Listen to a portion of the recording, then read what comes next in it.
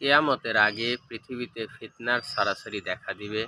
মানুষের মধ্যে মনুষ্যত্ব থাকবে না, মানুষের মন থেকে দয়া মায়া উঠে যাবে। বুখারী শরীফের 6037 নম্বর হাদিস হযরত আবু হুরায়রা রাদিয়াল্লাহু আনহু হইতে বর্ণিত। তিনি বলেন, রাসূলুল্লাহ সাল্লাল্লাহু আলাইহি ওয়াসাল্লাম বলেছেন, যখন কিয়ামত সন্নিকটে চলে আসবে তখন আমল কমে যাবে, মানুষের অন্তরে কৃপণতা দেখা দিবে এবং মানুষের মধ্যে হারজ বেড়ে যাবে। সাহাবারা জিজ্ঞাসা করিলেন, হুজুর হারজ কি?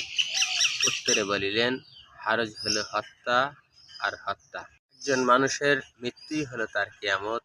যে কোনো সময়ই যেহেতু একজন মানুষের মৃত্যু হতে পারে, তাই প্রত্যেকের উচিত সর্বাবস্থায় ঈমানের হালতে থাকা, বেশি বেশি আল্লাহর সন্তুষ্টি অর্জনের জন্য কাজ করা।